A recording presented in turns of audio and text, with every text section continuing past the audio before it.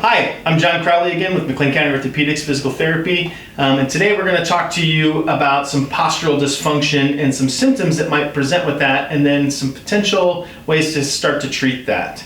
Now remember, none of our videos are intended to diagnose any significant musculoskeletal issues. They're just there for your reference. If you feel like you're having significant issues, or if these videos are not helping, by all means contact your healthcare provider at McLean County Orthopedics Physical Therapy. So we've got Lauren here today, and right now Lauren's actually sitting in some pretty good posture. So we're going to have Lauren go ahead and show us some really dysfunctional posture that we may see in the office or at home nowadays with people working at home. So we tend to be slouched through the upper back, head and neck tend to be protruded forward, and then our eyes are level to the horizon or the screen or whatever we're working on in front of us. Okay? So here we go. Go ahead and sit back up nice and tall, Lauren. Give you a little analogy of what that's like. I've got this kind of big heavy club right here, and I'm going to rest my forearm on the back of Lauren's chair. In this position, there's not a lot of pressure on my wrist or my forearm. I'm not working very hard to keep this up and balanced. And this club weighs about 5 pounds. So as she slouches, go ahead and start to slouch. It's a lot like taking this club forward. And that pressure of that leaning forward puts a lot more pressure in my wrist and my forearm to have to try to control that. So we can take that and say that the farther that the head actually starts to move forward, the more pressure it's actually increasing on the back side in the cervical spine. Okay? There's a couple other issues that might come up with that. When she gets that slouched position and we keep the eyes level, we're actually increasing a lot of compression in the upper cervical spine. Some things that you might see with that are some headaches, whether they be coming up into the top of the head, the front of the forehead, or even just back here like a tension style headache.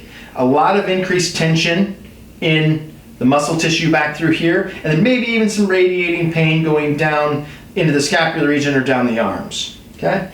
So what we're going to have Lauren do is try to correct this posture. So a couple things that we can try at home are putting a small towel roll in the small of the back, especially if your chair is not ergonomically correct. That's going to push her forward and naturally kind of straighten her up a little bit. That gives us a stable base for the cervical spine to sit on. Next, and I'm going to give her a little pressure here on the top of the mandible, we're going to give a little pressure back and keeping the chin level. That keeps her up nice and straight and takes a significant amount of load off the muscle tissue back here and then these joints up in here. So if Lauren were a chronic postural case, what we might do is give her some postural corrections like this, and then have her go ahead and start hands just on the outside of the nose, pushing yourself back, working repeatedly into some cervical retraction. The first couple of these may be stiff, and it should feel like things actually start to loosen up. And if you find yourself falling into posture like that, this may be a good exercise for you to try intermittently throughout the workday, maybe every 15 minutes, every half an hour, every hour, depending on how much you need to actually dose that to get some relief or to cue yourself to correct that posture. Okay? So let's say that that's really stiff and painful for Lauren because we were too late in our intervention and she's been in that posture for quite a long time. Or if it put a lot of pressure on these muscles back through here. A modification we can make is actually putting her flat on her back, and we're going to have her transition up to this table. And at home you can do this with a bed. And we're going to put a towel roll under the base of the skull. So we don't want this down in the neck. We actually want that space there. Okay? We don't want to use pillows because a lot of times pillows get stuck underneath the shoulders. So we're going to use that towel roll to keep her head right there. And it creates a little bit of space underneath the neck. Shoulders are going to be able to drop down and relax. And we're going to have her just gently tuck the chin. So rather than doing this in a stacked posture, we're doing this kind of in a neutral posture where the neck, the muscles, and the joints are a little bit more decompressed. And then relax, and then tuck down again.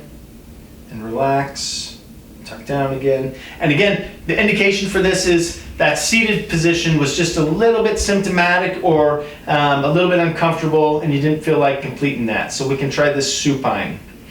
When supine becomes better and you can try it again seated, if that's less symptomatic, then that's the way to go, is to complete that in that stacked posture, and that makes it more functional to be able to be done at work, in the car, or wherever you need to get some relief and correct your posture. Again, if this is helpful, we're glad. If you need any assistance, give us a call here at McLean County Orthopedics Physical Therapy and we'll help you out.